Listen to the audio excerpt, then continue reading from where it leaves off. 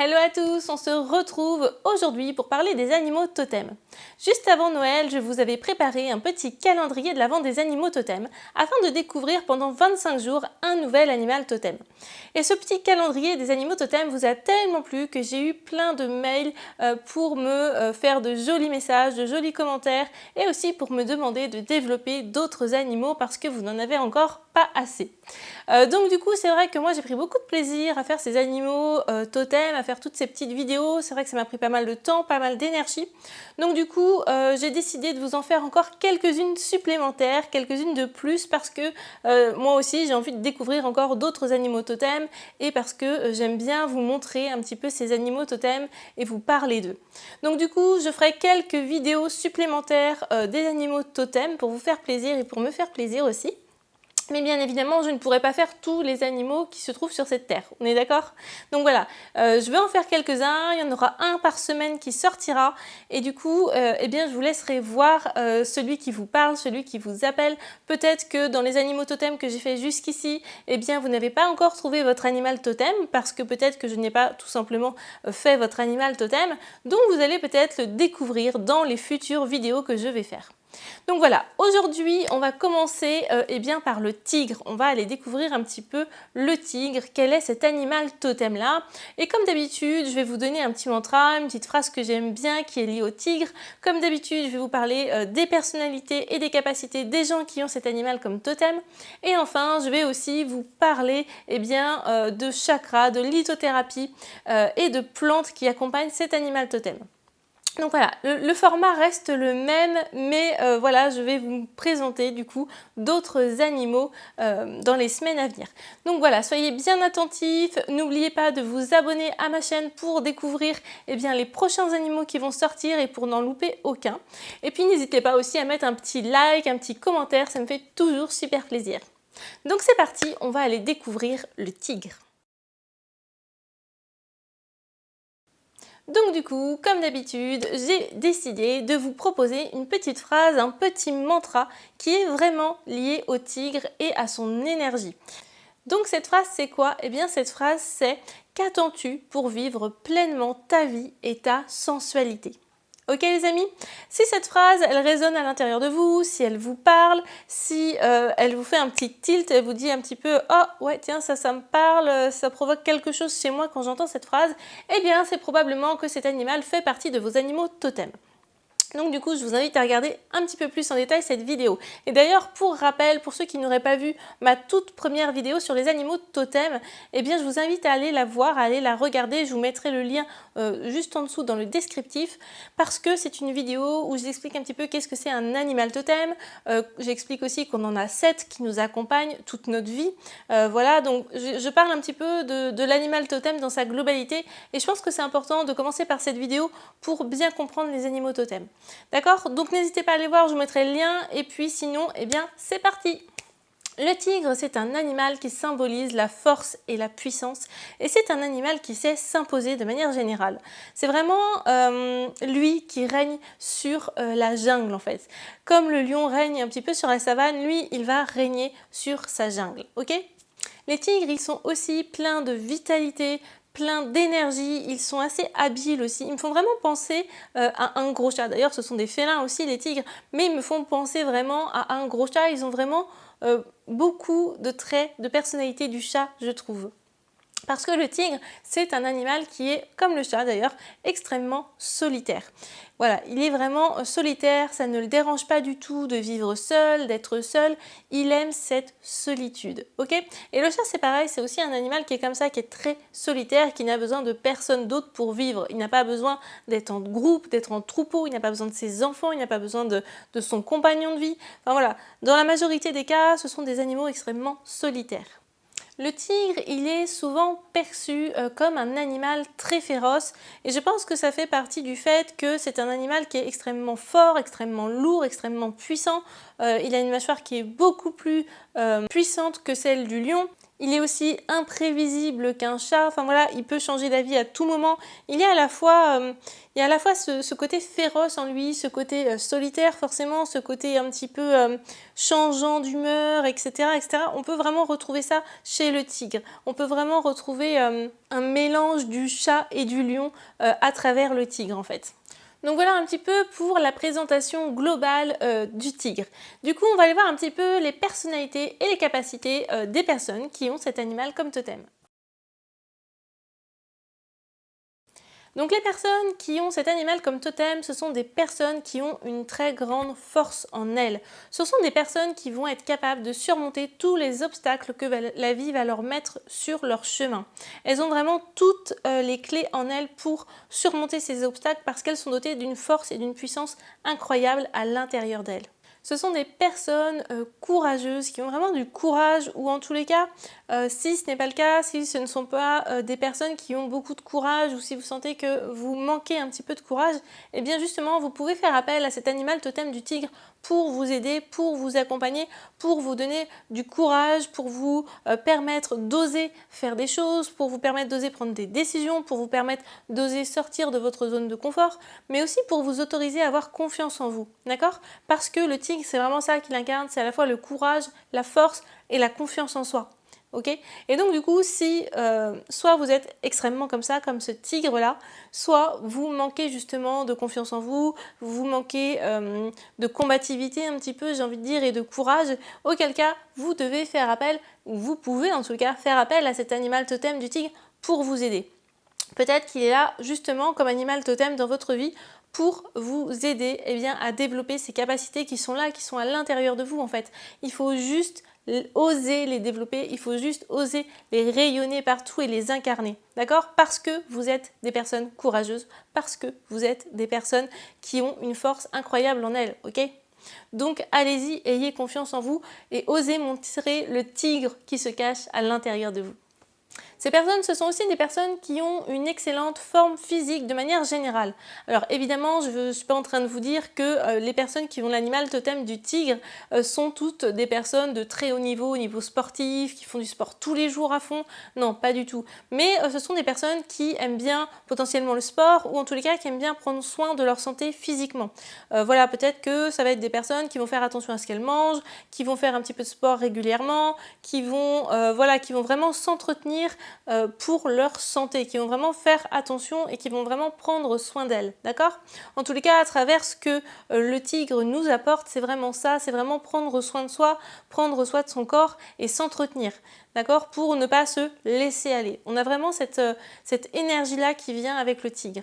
Tout comme le tigre peut être féroce, ce sont des personnes ici qui doivent faire attention à ne pas se laisser emporter par leurs émotions.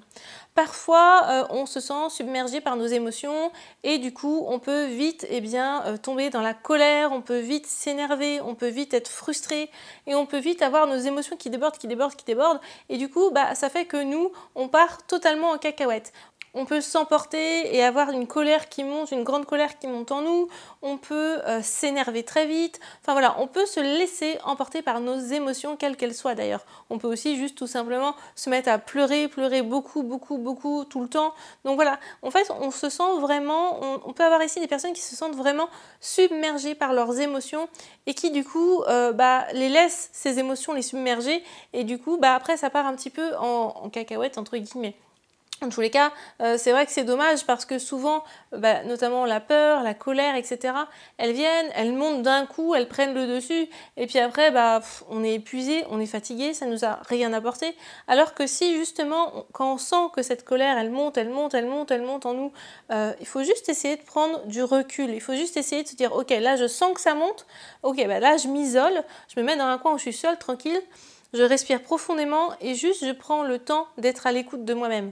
Ok, pourquoi est-ce que je me suis mis en colère? Qu'est-ce qui a déclenché cette colère en moi? Parce qu'il y a eu un événement, quel qu'il soit, qui a déclenché cette colère. Mais cette colère, elle est bien plus profonde. Elle vient d'ailleurs, elle vient de quelque part. Qu'est-ce qui me met en colère quand il se passe ça dans ma vie?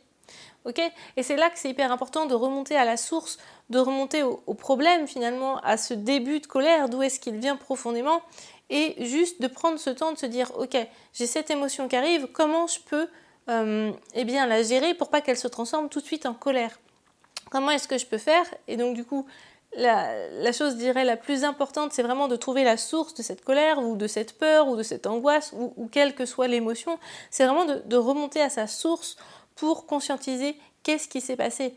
Qu'est-ce qui s'est passé à ce moment-là et comment moi je peux réagir face à ça, comment je peux essayer de comprendre ma colère, d'en tirer une leçon, un enseignement pour que ça ne se reproduise pas à chaque instant, pour que mes émotions, elles se mettent pas à déborder à chaque instant et que je puisse juste me recentrer sur moi-même, respirer et en fait juste envoyer de l'amour et de la douceur à cette colère, à cette angoisse, à cette frustration, à ces larmes qui ne cessent de monter à chaque instant parce que vos émotions, elles traduisent qu'il y a quelque chose qui vous bouscule à l'intérieur de vous. Parce que nos émotions ne sont pas là pour rien, parce que la colère, parce que la peur, parce que les angoisses, parce que les larmes, ce ne sont pas des émotions négatives. Elles sont là pour nous dire quelque chose, elles sont là pour nous faire comprendre un message, et c'est ça qui est hyper important d'aller creuser et d'aller chercher.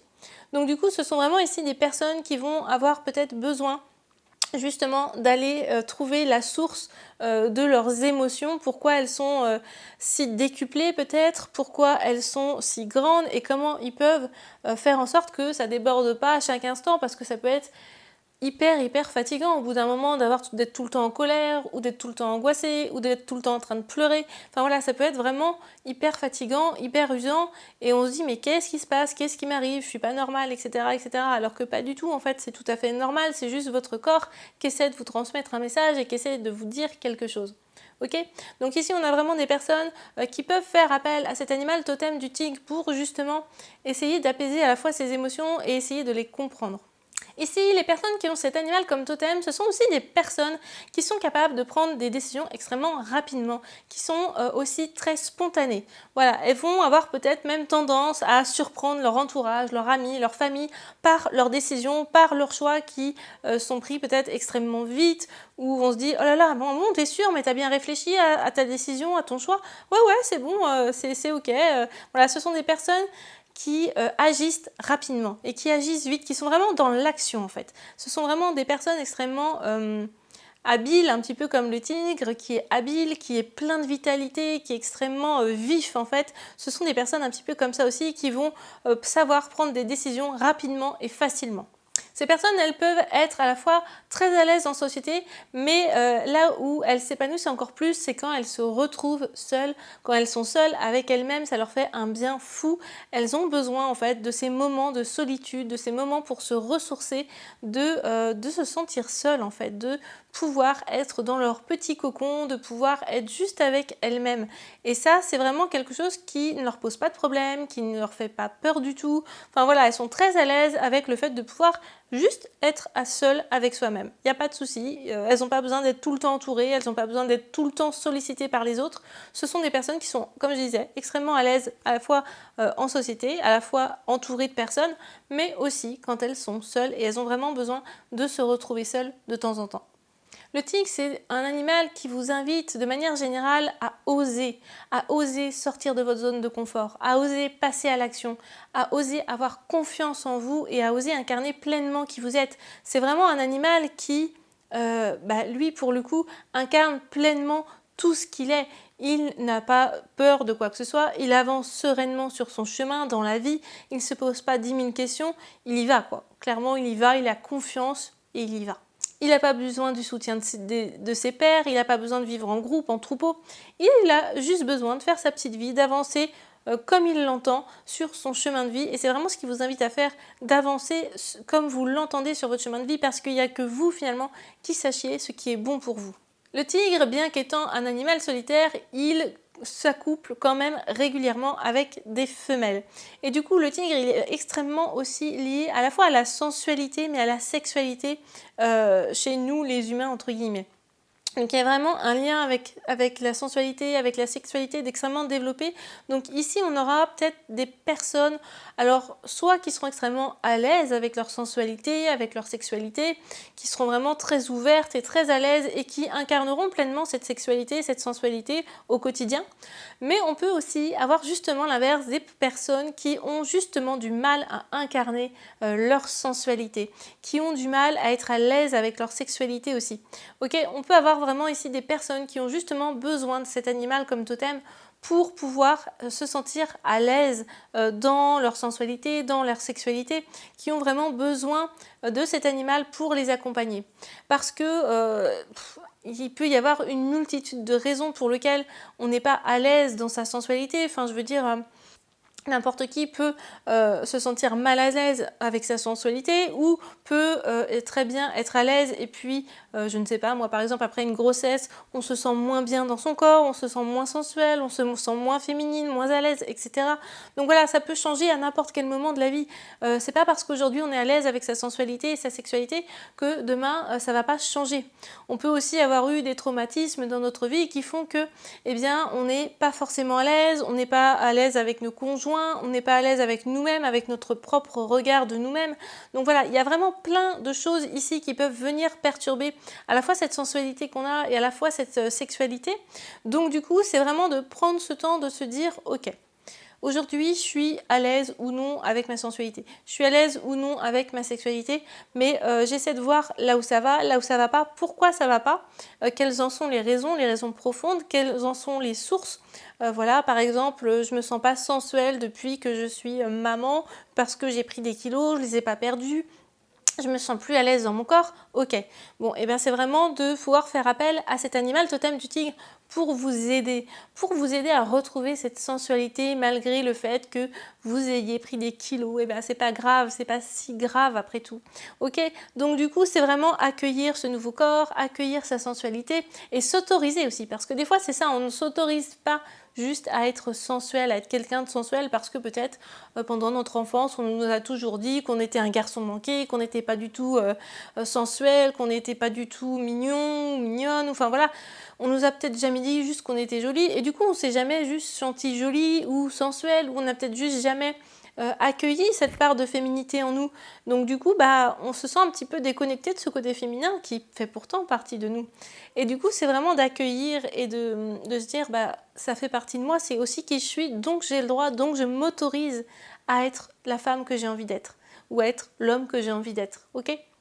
En tous les cas, c'est vraiment de tout pouvoir s'autoriser, de tout s'autoriser, ce qui vous résonne en vous, ce qui vous fait du bien, ce que vous incarnez tout simplement, d'accord ? Si vous avez envie d'être à l'aise dans votre sensualité et dans votre sexualité, eh bien prenez le temps de voir là où ça va pas, et comment vous pouvez juste incarner celle que vous voulez incarner ou celui que vous voulez incarner. Comment être à l'aise là où ça va pas, comment surmonter peut-être nos peurs, parce que finalement on a souvent des peurs qui ne sont pas réelles, qui ne sont que des peurs.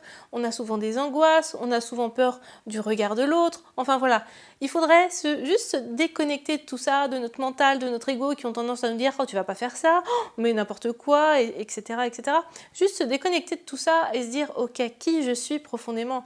Et si j'avais pas tout ce qui est autour de moi, comment je serais ? Si j'étais juste moi-même, qui je serais et comment je serais ? Et juste prenez ce temps-là pour vous poser cette question et laissez-vous porter par cet animal totem du tigre pour incarner vraiment votre sensualité et votre sexualité. Ouvrez-vous, ok ? Donc voilà, vous pouvez vraiment faire appel à cet animal totem à chaque fois que vous avez besoin de force, de courage, de moments de solitude, à chaque fois que vous avez besoin de vous épanouir sensuellement, sexuellement, à chaque fois que vous avez besoin de passer à l'action, vous pouvez faire appel à cet animal totem. Ok ? Maintenant, on va aller voir un petit peu du côté des chakras, des pierres en lithothérapie et des plantes, comment on peut à la fois se connecter à cet animal totem-là et comment on peut aussi débloquer tous nos blocages, comment on peut vraiment avancer sur notre chemin avec cet animal totem-là.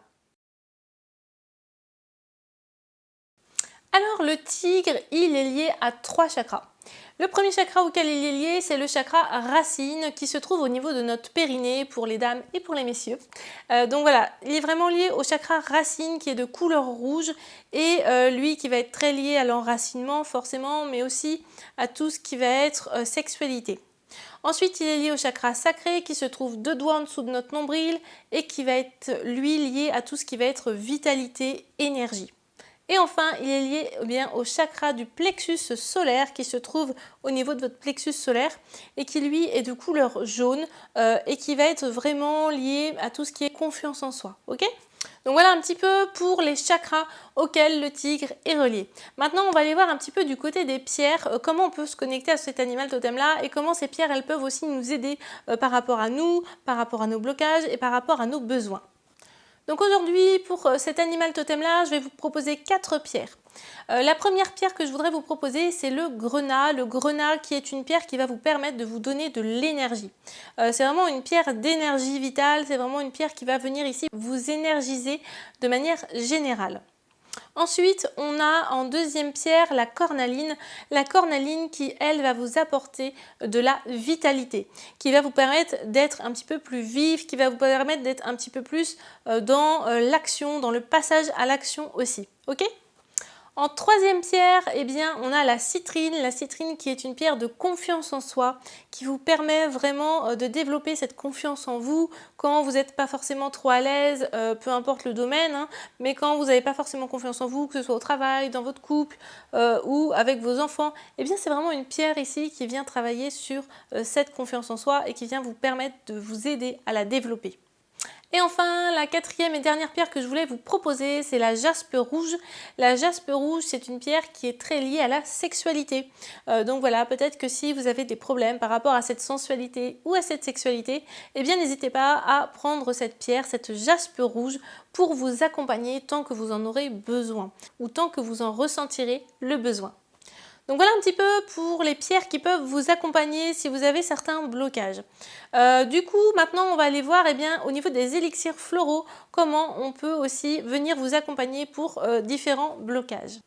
Donc la première plante que je voulais vous proposer, c'est le plumbago. Le plumbago, ça va vraiment être une plante qui va vous permettre, encore une fois, de développer la confiance en soi et que vous puissiez vraiment prendre confiance en vous. Donc n'hésitez pas à prendre du plumbago si vous manquez de confiance en vous au quotidien.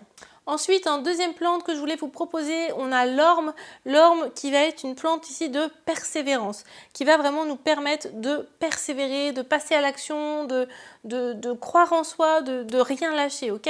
Un petit peu comme le tigre qui, lui, ne lâche rien, qui est vraiment très conscient de ses capacités. Et bien là, c'est vraiment une plante qui va vraiment pouvoir vous aider par rapport à ça. Et enfin, on a la mélèze qui va vous permettre de passer à l'action. D'oser passer à l'action, d'oser croire en vous, d'oser y aller, d'oser un petit peu aussi sortir de sa zone de confort. Donc c'est vraiment une plante qui peut vous aider pour ça. Voilà un petit peu pour les plantes qui peuvent vous aider au quotidien par rapport à ces blocages que vous pourriez avoir. Et voilà de manière un petit peu plus générale pour cette vidéo du tigre, de l'animal totem du tigre. J'espère qu'elle vous aura plu, qu'elle vous aura parlé et que cet animal, peut-être, vous aurez découvert que c'est l'un de vos animaux totems. En tous les cas, n'hésitez pas, comme d'habitude, à liker, à commenter, à partager et à vous abonner à ma chaîne YouTube pour continuer cette aventure des animaux totems ensemble. Sur ce, moi je vous dis à bientôt et je vous fais plein de bisous. Bye bye!